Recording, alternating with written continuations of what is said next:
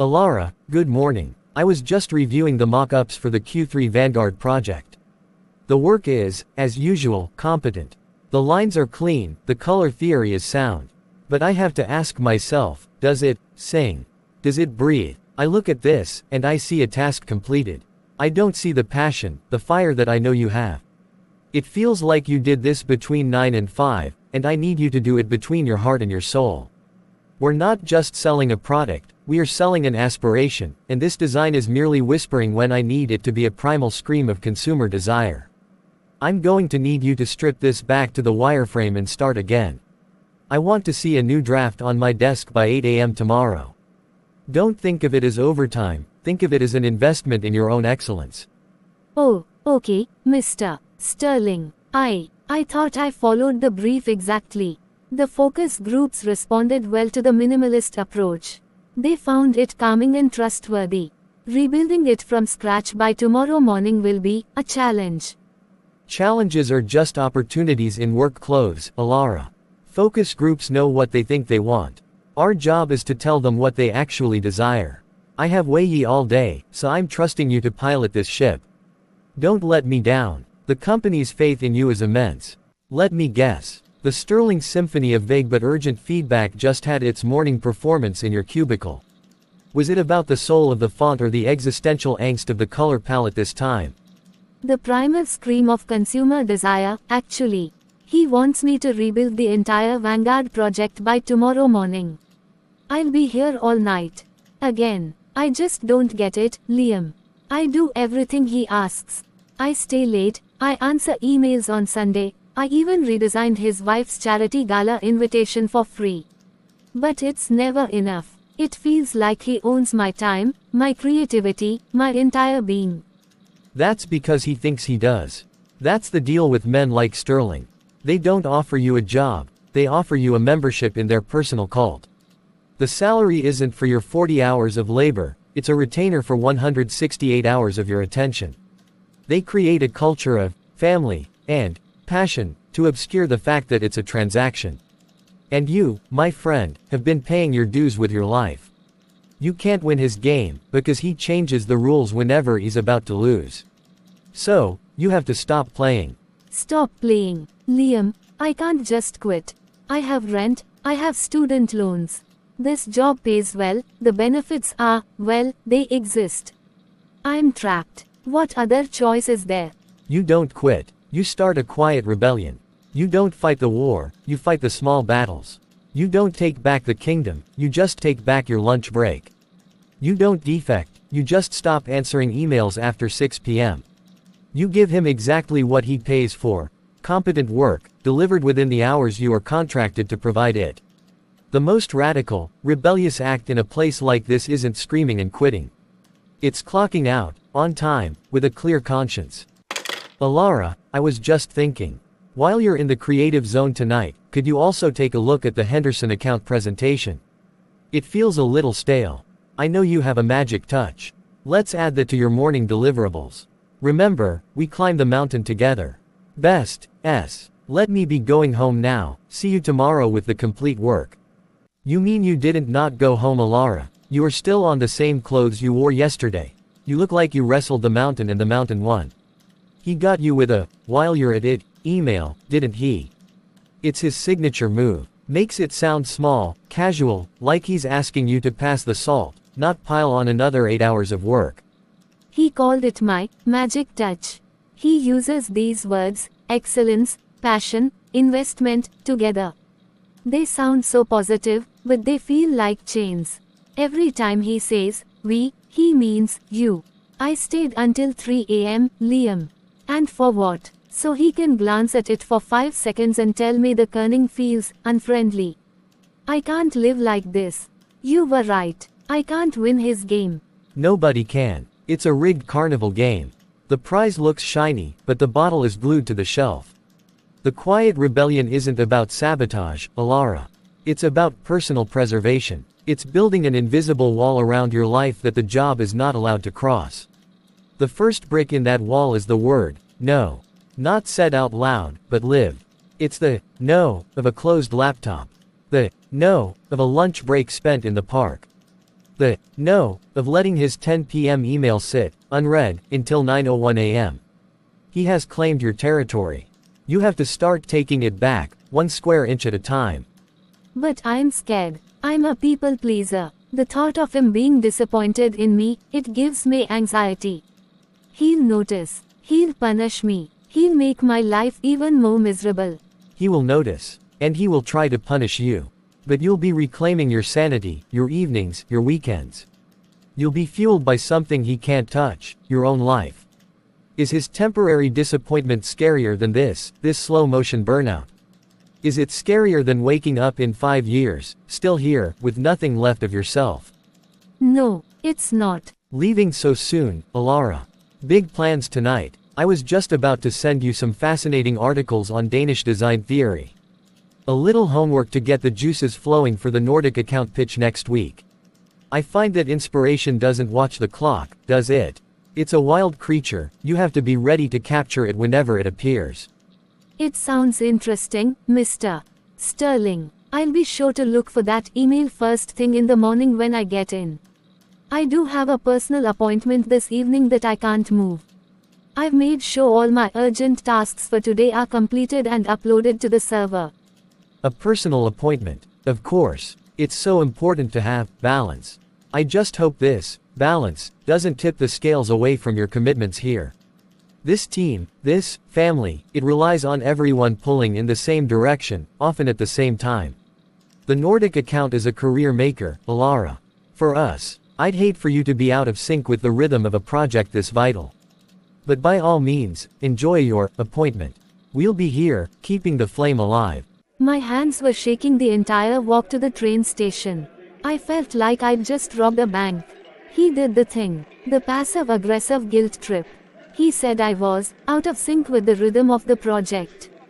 He made it sound like I was betraying a sacred vow, not just leaving work at the contractually agreed upon time. And how did you feel when you woke up this morning, not having worked until midnight? Rested. And powerful. It was a strange feeling. I made breakfast. I actually read a chapter of a novel. I felt like myself. But the dread of coming in today was immense. I was sure he was going to fire me. He won't. Not for that. Guys like Sterling are predators, and they need prey. A good, competent, slightly scared employee is a resource. Firing you is an annoyance. He has to get a new hire, train them, mold them. It's too much work. His strategy isn't to fire you, it's to psychologically break you down so you give him what he wants for free. Your disobedience is a glitch in his matrix. He'll try to patch it. He'll isolate you, he'll praise your coworkers in front of you, he'll find tiny flaws in your work. Prepare for it. This is the pushback. This is where the real rebellion begins. Elara, a word. I'm trying to cultivate a particular aesthetic in this workspace. A minimalist, focused, clean desk environment. It promotes a clean, focused mind. This clutter, it's a bit distracting, don't you think? It sends a message of domesticity, of divided attention. We are a sleek, modern, forward-facing unit. Our personal spaces should reflect the corporate brand we are all striving to embody. Let's get this back to a professional-grade workspace, shall we? I understand, Mr. Sterling. However, the company handbook states that we are allowed to personalize our spaces, as long as it's not offensive. I find having a plant and a photo helps my focus and morale. It actually increases my productivity, which I'm sure is something we both value. The handbook. Of course. You've been doing your reading. Very thorough. Just ensure your morale is translating into the kind of boundary-pushing work the Nordic account demands. The handbook doesn't have a chapter on genius, Elara. That's something you have to write yourself. Every day. Excuse me, I want to have some private moment. Thank you for coming in, Elara. You said you wanted to ask some questions about company policy. Everything all right? Yes, thank you. I just wanted to clarify a few things, for my own understanding. I was hoping you could explain, in detail, the company's official policies on working hours, overtime compensation, and the protocol for assigning work outside of the standard 9-to-5 workday. I'm also interested in the formal definition of a hostile work environment, purely for informational purposes. That's a very specific set of inquiries. Of course, I can provide you with that documentation. Our policy is that all non-exempt employees are to be paid for any overtime they are required to work. Required is, of course, the operative word. We encourage a collaborative and flexible environment, but we also expect our managers to be respectful of employees' personal time. As for a hostile work environment, that has a very strict legal definition involving harassment or discrimination based on a protected class. Are you feeling harassed or discriminated against, Elara? No, not at all. I'm just a detail-oriented person. I like to know the rules of the game I'm playing. It helps me be a better employee.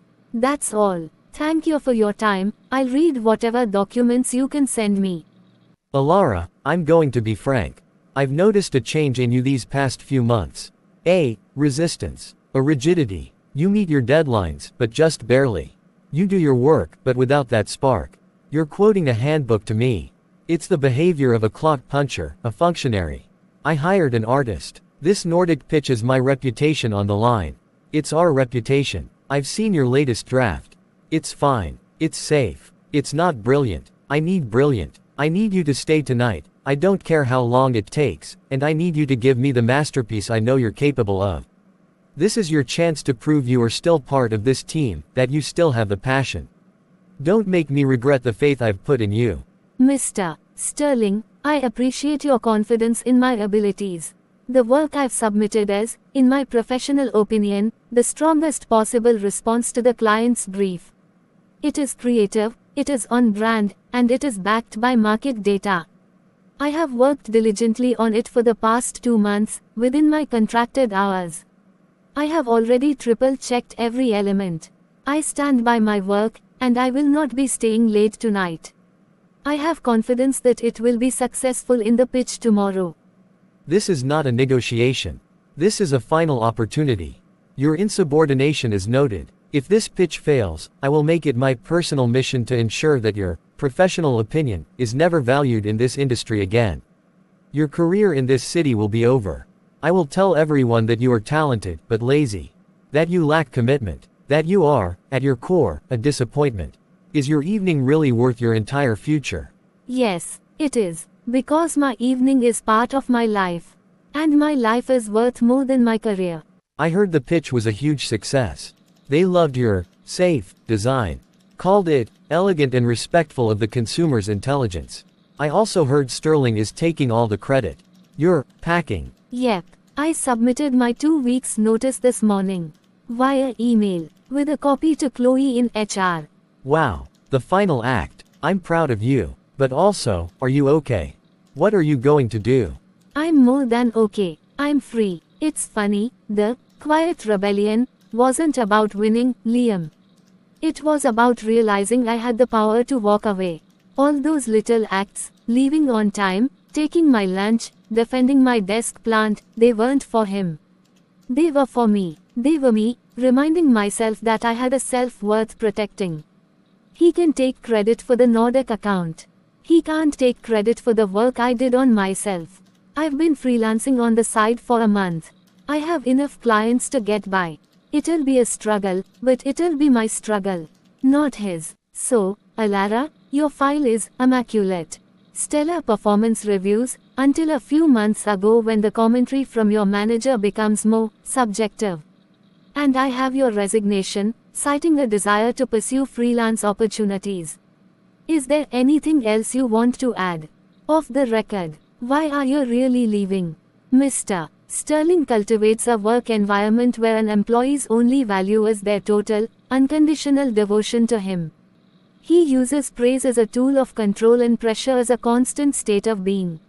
He demands loyalty but offers none in return. He exploits passion and calls it opportunity. I'm leaving because my mental and physical health are more important than my job. And I'm leaving because I documented every email, every after-hours request, and every veiled threat he has made for the last 6 months. I've attached it to this formal complaint. I'm not doing it for myself. I'm doing it for the next Elara he hires. Thank you, Elara. This is courageous. I will ensure this is investigated protocol के अनुसार. The freelance freedom fighter. You look good. How's life on the outside? It's terrifying, chaotic, and the best thing I've ever done. I work harder than ever, but I work for myself. The silence when I close my laptop at 6 p.m. is the most beautiful sound in the world. What about you? Any news from the mothership? Oh, there's news. Your little USB stick was a bombshell. Chloe did her job. They launched a full investigation. Found a pattern going back years. They couldn't fire him because he's too high up, but they restructured the department. Mr. Sterling is no longer in a management role. He's been given a fancy title and a desk in a corner to develop special projects. He's a general with no army. You didn't just escape, Elara. You won the war. I don't know if I won a war, but I won my liberty. And I learned that liberty isn't something someone gives you. It's not in a handbook or a contract. It's the space you claim for yourself, every single day, with small, quiet acts of courage. It's the right to say, this far, and no further. It's the quietest rebellion of all, the rebellion of being yourself. Thank you for watching Elara's story. If her fight felt familiar, know that you're not alone. Don't forget to like, subscribe, and share your own stories of quiet rebellion in the comments below. Sometimes, the smallest acts of defiance can lead to the biggest changes.